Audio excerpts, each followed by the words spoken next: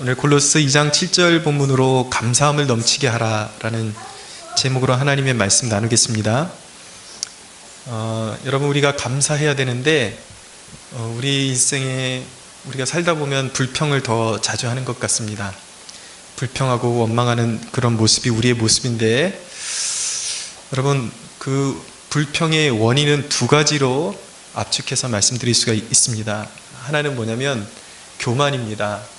우리 마음에 교만이 있기 때문에 불평하고 원망하게 되는 것입니다. 하나님은 첫사람 아담과 하와에게 가장 안전하게 에덴 동산을 누릴 수 있는 길을 하나님께서는 가르쳐 주셨습니다. 가이드를 해 주셨어요. 이렇게 하면 이건 다 가능하고 한 가지만은 불가능하다, 이것을 알려주셨죠. 동산을 경작하게 하시고 지키게 하시고 동산 각종 나무의 열매를 다 먹어도 된다라고 하나님은 후히 허락하셨습니다. 다 자유다, 너희의 자유다. 그리고 너희들이 이 땅을 누리면서 경작하고 마음껏 누려라. 하나님은 그들을 억압하기 위해서 동산에 두신 것이 아니라 그들에게 누리게 하시기 위해서 그들을 동산에 두셨습니다. 그런데 한 가지 하나님이 엄격하게 금하신 것은 무엇이냐면 동산 중앙에 있는 선악과를 먹으면 반드시 죽게 될 것이다 라고 그렇게 말씀하셨습니다. 하나님의 최종적인 권위, 너희가 다 자유롭지만 이것 한 가지를 통해서 이 땅의 권위, 너희 위의 권위가, 유일한 권위가 하나님이 계시다라는 것을 꼭 기억하거라 라는 의미에서 선악과를 주신 것입니다. 그런데 뱀이 어느 날 하와에게 와서 교묘하게 질문을 합니다. 참으로 동산 모든 나무의 열매는 하나님이 먹지 말라고 하시더냐? 하나님은 다 먹어도 된다 그러셨는데 뱀은 그 하와의 심리를, 사탄이 이 사람의 심리를 교묘하게 이용을 합니다. 그래서 모든 나무의 열매를 하나님이 먹지 말라더냐? 한 가지만 먹지 말라 그랬는데 그렇게 질문을 살짝 바꾸죠. 그러니까 감사가 넘쳐야지 정상인데 감사해야 될 거리들을 마치 인간이 생각하기에는 내가 그렇지, 내가 좀 억압받고 있는 것 같아 라는 그 느낌으로 살짝 그렇게 바꿔버리는 것입니다. 아주 교묘하죠? 그래서 자신의 그 피조물의 위치에서 만족하지 못하고 스스로가 주권자의 자리로 올라가고 싶을 때에 교만이 머리를 드는 것입니다. 하나님의 자리로 올라가고 싶어하는 마음이 그 교만함의 중심에 있는 것입니다. 우리가 원망할 때를 한번 생각해 보자고요. 어느 때 우리가 잘 원망합니까? 우리 보면은 나의 절대적인 계획이 있어요.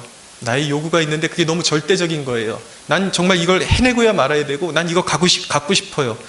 이건 정말 타협할 수 없는 제 소원이에요. 그렇게 어떤 계획과 요구가 너무나도 절대적일 때, 그것이 외면당할 때에, 하나님이 응답해 주시지 않는다고 생각이 들 때에, 그럴 때에 사람들은 실족하고 원망하게 됩니다. 그 마음은 이해가 갑니다. 마음이 힘들죠. 계획이 자꾸 펑크가 나고 내 뜻대로 되지 않을 때 힘든 것은 사실입니다. 이해가 가지만 사실 그 내면에는 굉장히 무서운 죄가 도사리고 있는 것입니다. 우리의 주권자는 하나님이시고 우리의 삶을 이끌어 가시는 분은 하나님이신데, 하나님이 내 뜻대로 되지 않기 때문에 나는 이걸 하고 싶고 난 이것을 갖고 싶은데 하나님이 내 뜻대로 해주질 않으시는 거예요. 그러니까 하나님이 내 마음대로 이용이 되지를 않으니까 원망이 터져 나오는 것입니다. 그 중심에는 무엇이 있는 것입니까? 교만이 있는 것이죠. 사실은 우리가 감사하지 못하고 불평을 터뜨리는 그 중심의 마음에는 교만이 도사리고 있다는 것을 우리가 기억해야 하는 것입니다. 두 번째는 불신이 있는 것입니다. 불신 때문에 불평하게 되는 것입니다. 불신은 무엇입니까? 말 그대로 믿지 못하는 것입니다. 우리가 출애굽 사건을 예를 하나 들어드리면, 하나님이 애굽에서 고통받는 백성들을 불러내신 이유는 무엇입니까? 그래서 그들을 단지 애굽에서 그냥 속박받고 억압받는 그 백성들을 그냥 광활한 땅으로 인도해 내신 것이 아니에요. 그냥 덩그러니 그들을 내버려 두시기 위해서 그들을 구원하신 것이 아니라 그들의 선한 목자가 되어 주셔서 그들을 먹이시고 기르시겠다라는 약속인 것입니다. 하나님께서 애굽에서 그들을 빼 나오신 이유는 너희의 인생을 송두리째 내가 책임지겠다라는 하나님의 의지가 출애굽 사건에 담겨 있는 것입니다. 그래서 여러분, 한 가지 사건을 예를 들면 광야에서 이스라엘 백성들이 만나를 먹고 메추라기를 먹었는데 하나님께서 그들에게 룰을 정해 주실 때에 6일 동안은 너희들이 나가서 거두고 7일째에는 나가지 마라. 그날은 거룩한 안식일이다. 그렇게 말씀하셨어요. 왜 하나님께서 7일째에 나가지 말라고 말씀하셨냐면 6일째에 이틀분을 주시겠다라는 거예요. 그래서 7일째에는 나를 섬기는, 하나님을 섬기는 그 일에만 너희는 집중하고 너희의 육체도 쉬고 영혼의 힘을 갖고 하나님을 예배하는 일에 전심을 다해라. 그러면 너희에게 부족함이 없을 것이다. 하나님께서 내가 너희의 생활을 책임진다라고 약속하시는 것이 바로 그 약속이었습니다.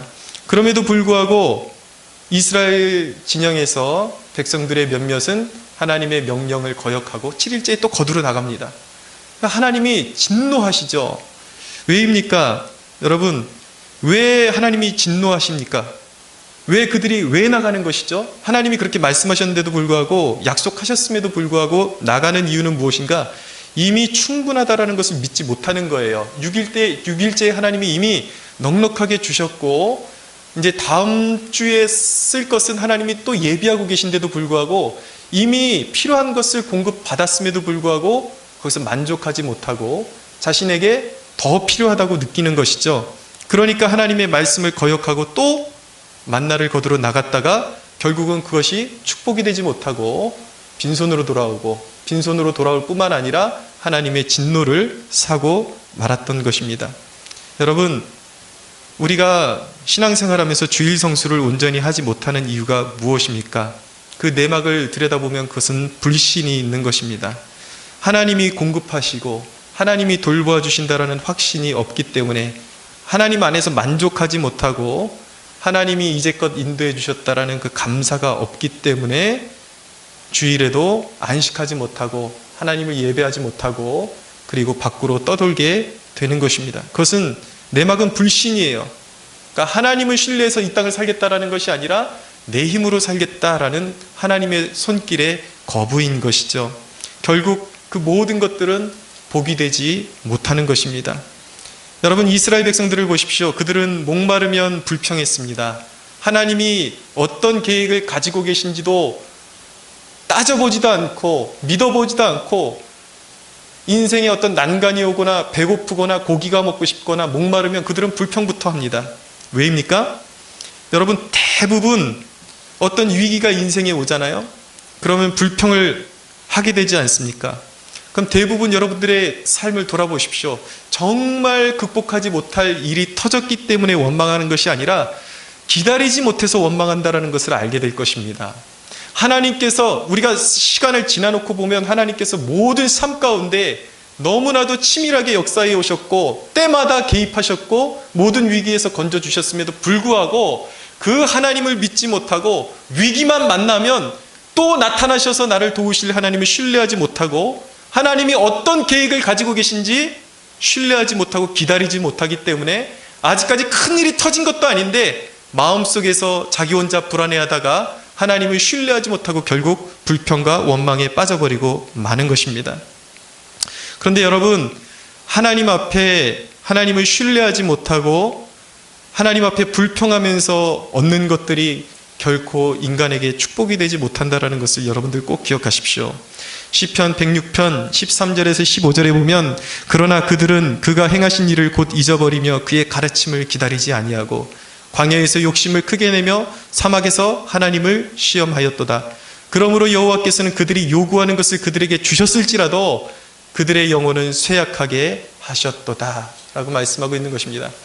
그러니까 응답을 받는 것도 하나님을 신뢰함 가운데 받아야지 하나님한테 원망하고 떼쓰고 하나님을 원망하다가 받는 응답은 하나님이 결국은 마지못해서 주시긴 주시는데 그것이 결국 그들의 영혼에게 이롭지 못하게 되었다라는 것이죠.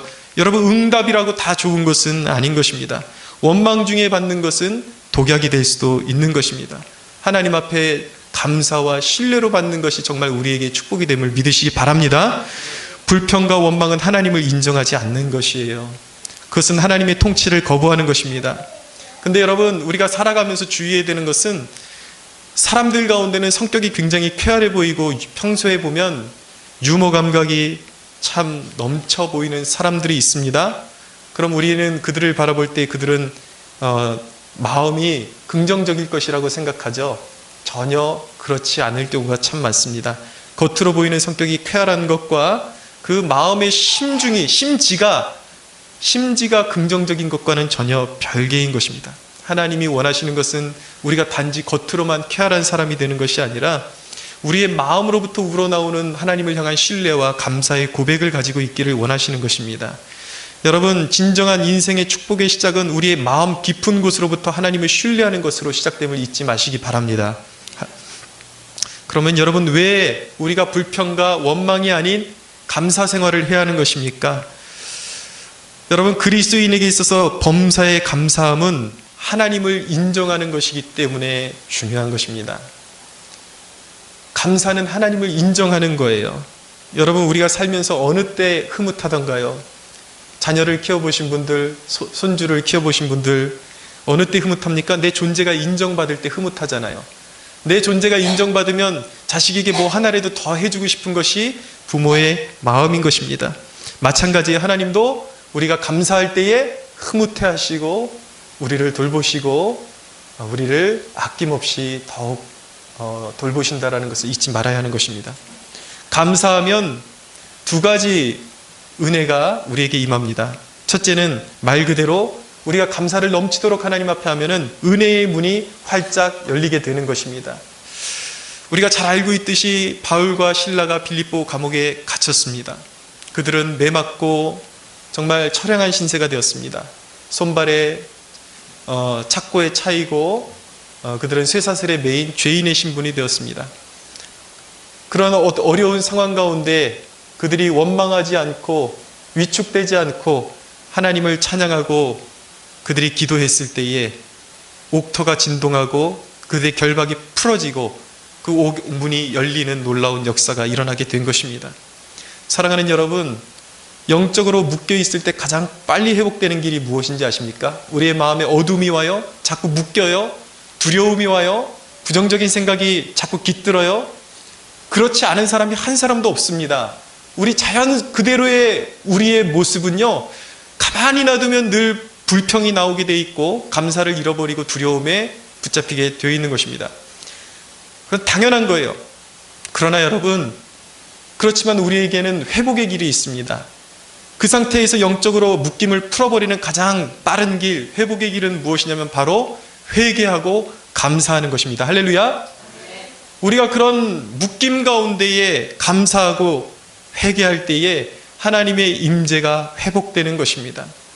여러분, 사탄은 우리를 비관적인 생각에 자꾸 묶어 놓으려고 해요.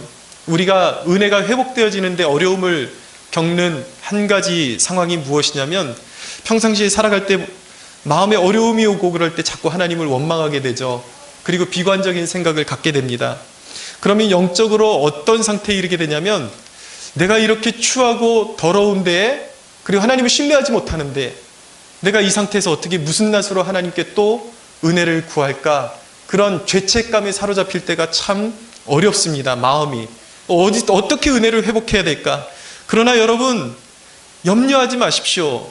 우리에게는 예수 그리스도의 보혈의 능력이 있음을 여러분들 믿어야 하는 것입니다.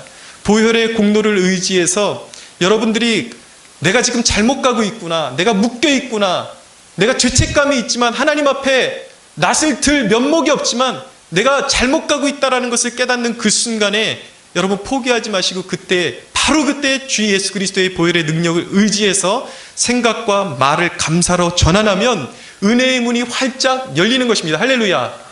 하나님은 우리를 향해서 끝까지 돌보시고 하나님은 우리를 기다려주시고 우리의 연약함을 알고 계세요.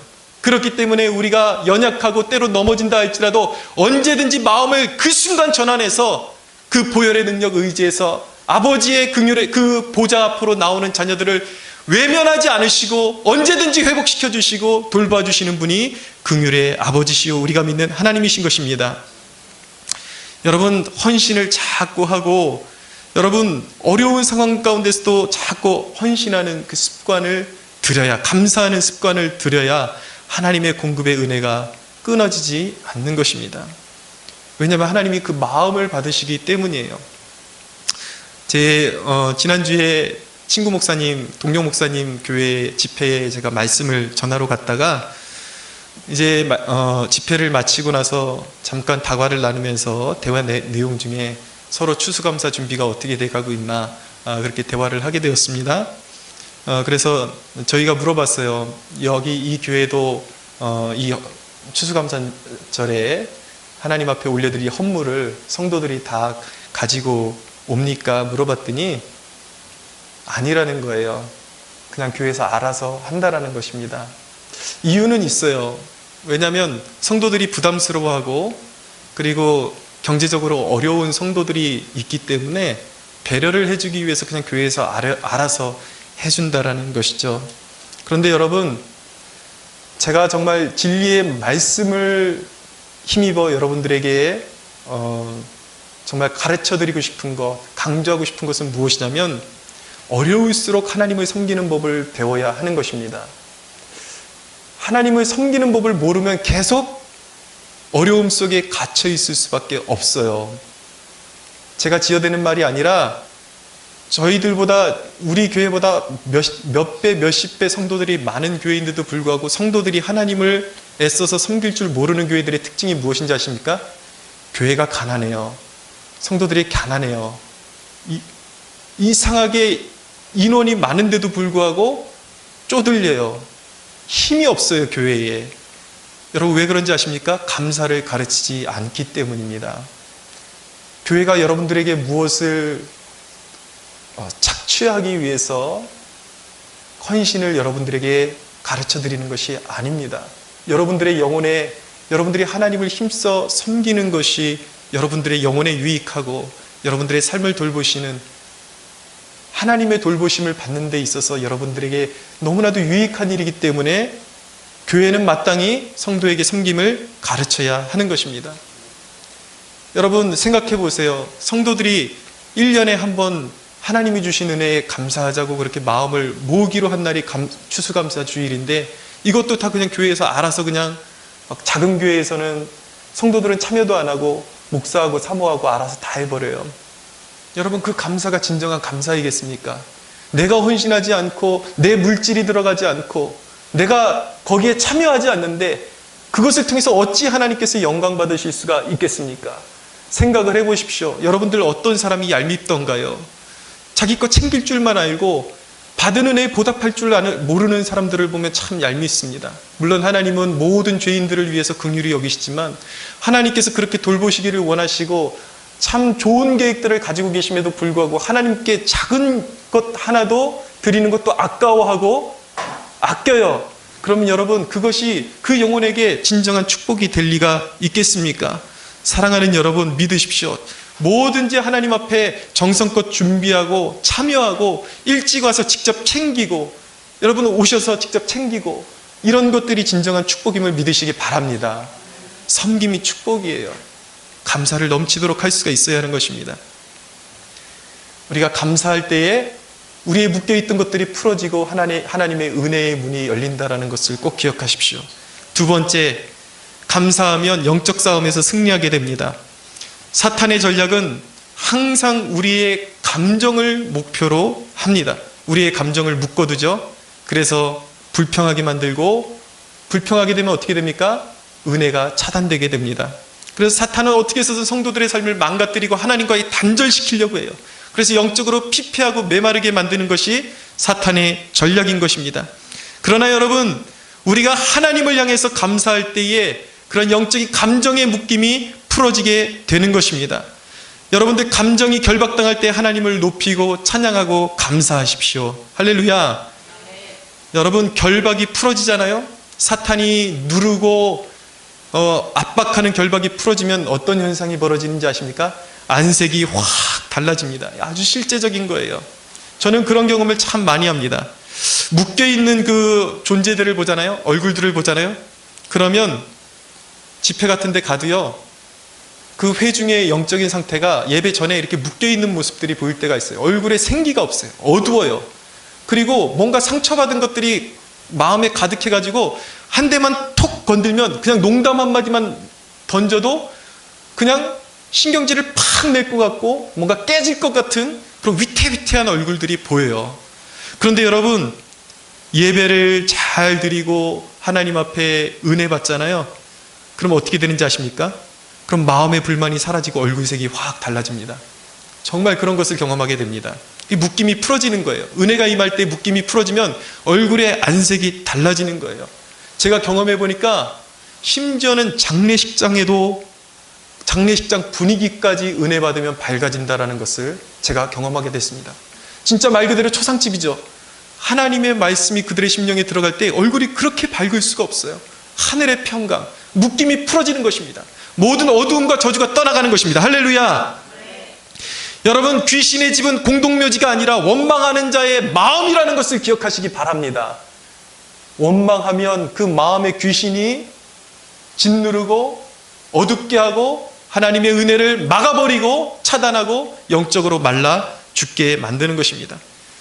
그런데 여러분, 문제는 무엇이냐면 감정적으로 공격받을 때에, 그런 더러운 영들이 공격할 때에 실질적으로 이론 같아서는 당장에 대적하고 감사하면 그냥 싹 떠나갈 것 같은데 실질적인 우리의 삶에서, 신앙생활에 있어서 잘 그렇지 않을 때가 많아요. 노력했는데도 불구하고 계속해서 억압되고 눌려있는 그런 영적인 상태로 남아있을 때가 있습니다. 그럴 때는 그것은 왜 그런가? 그것은 하나님께서 우리의 믿음을 보기 원하시기 때문입니다. 여러분, 묶임이 올 때에 하나님은 우리가 어떻게 반응하는지 하나님이 우리의 믿음을 보기를 원하세요. 그래서 끝까지 하나님을 신뢰하는 것을 보기를 원하십니다. 하나님은 항상 준비 상태예요. 항상 우리에게 은혜를 베푸시고 우리에게 도움을 주시며 우리의 결박을 풀어주기를 하나님은 준비하고 계시고 하나님은 계획하고 계십니다. 할렐루야. 근데 여러분, 그럴 때, 묶여있을 때 자꾸 감사했는데도, 찬양하는데도 묶임이 잘 떠나가지를 않아요. 내 감정이 어떠하든지 그런 고백이 있거든요. 내 감정과 상관없이 하나님을 찬양합니다. 그런 거예요. 묶임이 떠나가지 않아도 그것이 어떻게 보면 그것이 영적인 핍박인 것이죠. 이 핍박 가운데서도 나는 여전히 주님을 찬양할 것입니다. 계속해서 감사의 고백을 해보십시오. 그러면 어느 때가 무르익으면 하나님께서 개입하십니다. 끝까지 감사하면 하나님이 순간적으로 임하셔서 하늘의 평강을 채워주시는 것입니다. 여러분, 귀신은 우리가 감사할 때 절망하는 것입니다. 여러분, 귀신의 그 입가에 미소를 결코 허용하지 않는 담대한 믿음을 가진 감사하는 하나님의 백성들로 세워질 수 있기를 축원합니다. 여러분, 원망하는 것만큼이나 나쁜 것이 무엇인지 아십니까? 원망하는 것만큼 나쁜 것, 그만큼이나 나쁜 것은 감사하지 않는 거예요. 여러분, 적극적으로 감사하셔야 되는 것입니다. 어떤 사람은 불평도 그렇게 잘 하지 않는 것 같아요. 근데 중간 지점에 있는 사람들이 있습니다. 감사하지 않는 사람들이 있어요. 근데 여러분, 감사하지 않는 것은 굉장히 영적으로 나쁜 상태에 있는 것입니다. 예수님께서 달란트 비유를 하셨습니다. 어떤 주인이 종 몇 명에게 달란트를 나눠주는 거예요. 첫 번째 종에게는 5달란트를 나눠주고, 다음 종에게는 2달란트를 나눠주고, 마지막 종에게는 1달란트를 나누어 주셨습니다. 근데 5달란트 받은 자와 2달란트 받은 자는 자신에게 아무것도 아닌 부족한 자신에게 달란트의 기회를 주신 주인에게 감사했습니다. 너무 그 기회를 받은 게 감사해서 5달란트 받은 자는 그 감사의 마음을 품고 노력을 해서 또 5달란트의 이득을 남겼습니다. 2달란트 받은 자도 자기에게 주신 기회가 너무 감사해서 또 2달란트의 이윤을 남겼습니다. 그런데 1달란트 받은 자는 그것을 땅에 묻어두고 그것으로 전혀 아무런 노력도 하지 않았습니다. 그러면서 그 주인에게 당돌하게 하는 말이 무엇이었냐면, 주인이여, 당신은 굳은 사람이라 심지 않은 데서 거두고 해치지 않은 데서 모으는 줄을 내가 알고 있으므로 당신은 인색한 사람이고 굳은 사람이기 때문에 보나마나 내가 뭘 어떻게 해도 당신에게 칭찬받지 못할 것을 알기 때문에 차라리 위험을 감수하느니 나는 아무런 노력도 하지 않고 땅에 이것을 감추어 두었나이다 라고 말했을 때에 주인이 그를 향해서 뭐라 그랬냐면 이 악하고 게으른 종아 라고 이야기하는 것입니다. 감사할 줄 모르고 기회를 줘도 하라고 분명히 기회를 줬는데도 불구하고 감사할 줄 모르는 거예요. 베풀어 주신 은혜에 감사할 줄 모르니까 주인이 그를 타박하고 악하고 게으른 종아, 쫓겨나서 어둡고 음침한 곳에 가서 이를 갈고 쓰임받지 못하고 버려지는 그런 비운의 주인공이 되고 만 것입니다. 여러분, 감사하지 못하는 것은 하나님께는 무례한 것이요 그것은 하나님께 죄라는 사실을 기억하시기 바랍니다. 우리에게 주신 모든 것들에 감사할 수 있게 되기를 원합니다. 우리의 삶을 돌아보십시오. 감사할 거리가 한두 개가 아닌 것입니다.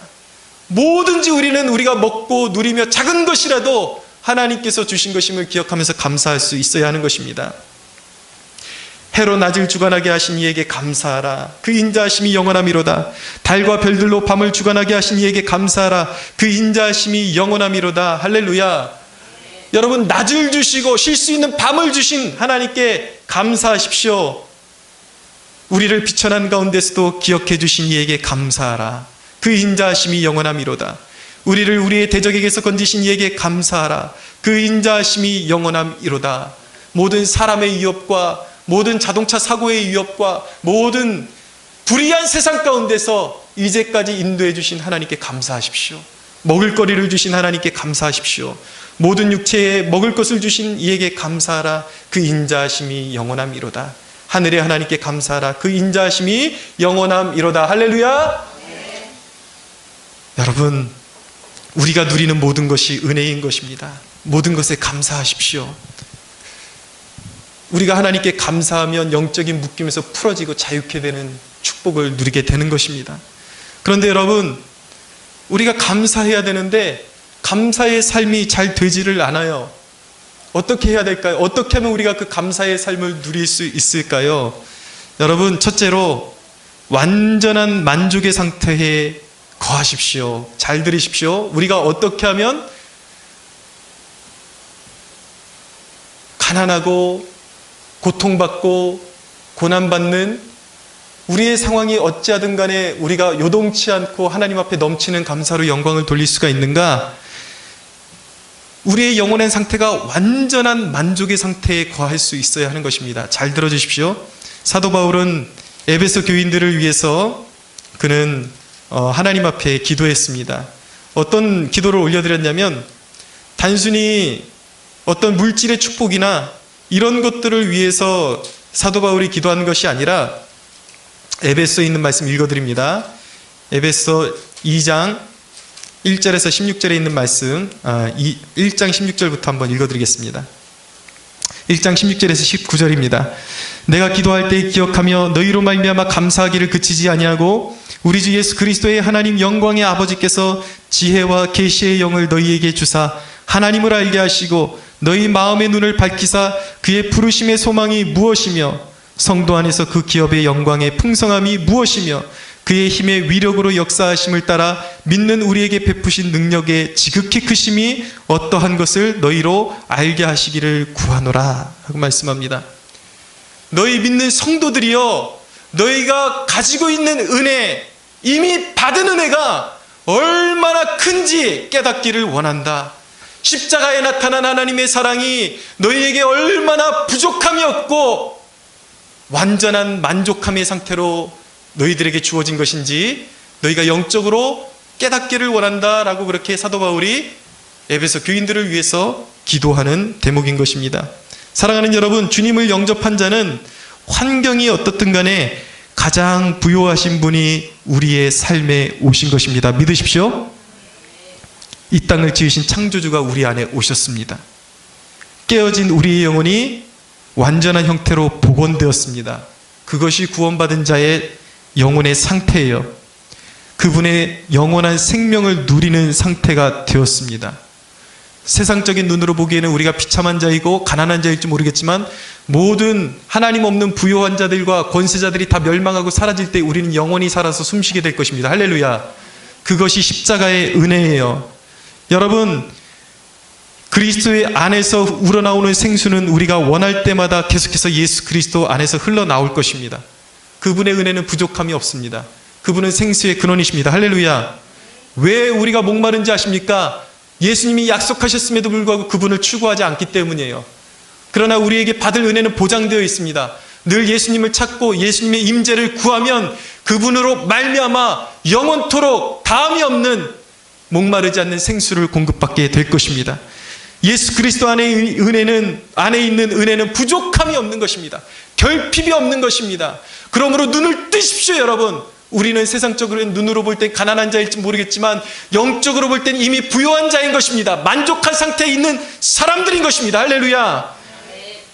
여러분, 우리가 가족이 가끔 어떤 부모님 생신이 있거나 가족 행사로 어떤 식당에 가면은 요즘 좀 좋은 식당들은 괜찮은 식당들이 이렇게 표를 뽑고 기다려야 합니다. 근데 어떤 때는 1시간 이상 기다릴 때도 있어요. 그렇지만 그 기다림은 힘들고 지루하지만 들어가게 되면 풍족하게 먹게 되는 것입니다. 여러분, 우리의 영적인 상태가 어떤 상태냐면 주님께서 베풀어 주신 완전한 식탁에 참여하기 위해서 잠시 대기 상태에 있는 거예요. 영원한 축복, 하나님 나라, 영원한 생명, 영원한 기쁨, 이 모든 것을 위해서 주님께서 피값으로 모든 값을 지불하셨습니다. 할렐루야. 우리는 완전한 만족의 상태에 이미 거하고 있는 것입니다. 그것을 영의 눈을 떠서 깨달으시란 말이에요. 여러분, 주님이 이미 우리에게 주신 은혜가 결핍이 없는 완전한 은혜임을 깨닫게 된다면 이 땅에서 조금 불편해도 우리의 만족함에는 변함이 없는 것입니다. 조금 불편할 수 있어요. 없이 살면 조금 불편하죠. 그러나 주님이 우리를 돌보신다고 약속하셨습니다. 주님은 선한 목자이십니다. 결코 우리를 방치하지 않으십니다. 끝까지 돌보시며 영원토록 돌보시는 분이 우리 주님이심을 믿으십시오. 이 만족함이 있으면 작은 호의에도 감격하게 됩니다. 아주 작은 것에 감격하게 돼요. 여러분, 우리가 이 어두운 세상을 이기려면 더욱 감사할 수가 있어야 하는 것입니다. 찬송가 중에 구주 예수 의지함이라는 찬양이 있습니다. 찬송이 있습니다. 이 찬송의 가사가 어떻게 나온 줄 아십니까? 물에 빠진 소녀를 구하러 그 물에 뛰어들어간 남편이 물속에서 빠져 죽어가는 것을 눈으로 목격한 여인이 남편을 잃어버리고 나서 고백한 찬양의 가사가 구주 예수 의지함이인 것입니다. 내 구주 예수를 더욱 사랑이라는 찬송이 있죠. 어떻게 지어진 찬송인지 아십니까? 시인인 프렌티스라는 사람이 전염병으로 2 자녀를 한꺼번에 잃어버리고 그 상실한 마음으로 성경을 읽다가 하나님의 위로를 경험하고 쓴 가사가 내 구주 예수를 더욱 사랑이라는 찬양인 것입니다. 캐나다에 헤더스톤이라는 분이 있었습니다. 이분이 혀암에 걸렸습니다.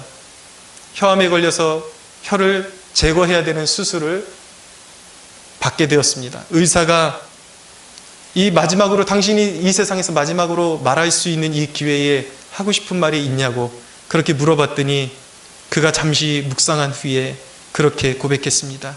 주님, 제가 더욱 주님을 사랑합니다. 주님, 그럼에도 불구하고 제가 더욱 주님을 사랑합니다. 여러분, 이 고백이 우리가 잘 알고 있는 내 주 되신 주를 참 사랑하고 내 주 되신 주를 참 사랑하고 곧 그에게 죄를 다 고하리라. 그는 은혜를 주신 내 예수시니 이전보다 더욱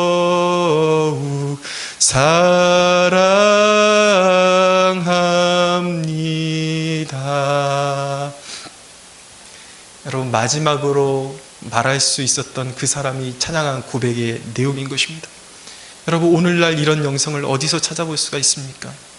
육신이 원하는 대로 살아가라고 부추기는 이 세대에 여러분, 이 세대를 통해서 과연 하나님이 영광을 받으실 수 있겠습니까? 사랑하는 여러분, 세상이 짓누를 때에 우리를 부르신 그분께 변함없는 마음으로, 물론 마음이 어렵지만 힘들지만 그럼에도 불구하고 하나님의 신실하심에 감사하며 고백할 때에 우린 세상이 감당할 수 없는 자들로 선포될 것입니다. 할렐루야. 하나님이 그것을 영광 받으시고 우리에게 다음이 없는 생명으로 우리에게 갚아 주실 것입니다. 여러분, 마지막으로 우리가 어떻게 하면 우리의 상황에 관계없이 감사할 수가 있습니까? 위기를 승리로 바꿔주실 하나님을 기대할 때에 우리는 감사할 수가 있는 것입니다. 복음의 역사는 종국적으로 실패가 없는 것입니다. 성경의 모든 이야기는 위기를 승리로 바꿔주신 하나님의 놀라운 구속 역사로 가득합니다. 우리는 죽을 것이지만 그 죽음과 동시에 예수 그리스도 안에 생명의 문이 열릴 것을 믿으시기 바랍니다. 고린도후서 4장 11절은 말씀합니다. 우리 살아있는 자가 항상 예수를 위하여 죽음에 넘겨짐은 예수의 생명이 또한 우리 죽을 육체에 나타나게 하려 함이라 라고 말씀하고 있습니다. 그렇습니다. 우린 죽어도 살 것입니다.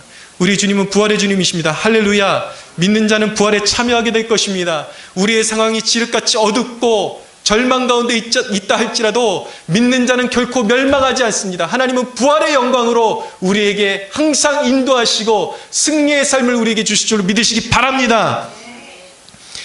여러분, 올해 제 개인의 감사의 고백 한 가지만 말씀드리겠습니다. 뒤돌아볼 때 제가 정말 감사할 수 있는 그것은 무엇이냐면 너무 귀한 성도들을 말씀으로 섬길 수 있었던 것이 제게는 가장 큰 감사의 제목입니다. 몇 명 되지도 않는 그런 교회이지만 우리 세일의 기도 진행될 때에 우리 장원숙 성도님 하루는 찾아오셨어요. 세일의 기도에 인도하는 데 수고한다고 밥 사주시고, 또 요즘 말씀 들을 때에 깨닫는 게 많다고, 도움이 된다고 그렇게 말씀해 주시는데 제가 얼마나 큰 위로가 되고, 정말 이렇게 성도분들이 그런 은혜의 고백들, 작은 고백들을 할 때에 정말 이 목회가 얼마나 감사하고 그들을 섬길 수 있게 되었다는 것이 얼마나 감사한지 모릅니다. 우리 함안구 성도님 참 처음 이제 그런 기도에 출석하시느라 마음의 갈등이 참 많으셨을 거예요. 초반에는 좀 어려워하셨던 것도 보이긴 했는데 이후에 한번 출석하시더니 한 번도 빠지지 않고 늦게라도 오시는 그 모습, 은혜 받으시려고 애쓰는 그 모습, 여러분, 이것이 바로 목회의 보람인 것이죠. 추수감사 헌물 좀 준비해달라고 바나나 몇 송이만 좀 사오시라 그랬더니만 세상에 그렇게 박스로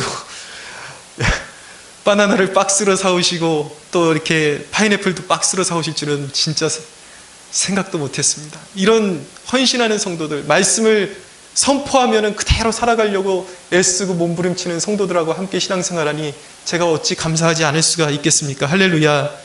사랑하는 여러분, 교회가 비록 작아도 작은 변화가 있다는 것이 얼마나 감사한지요.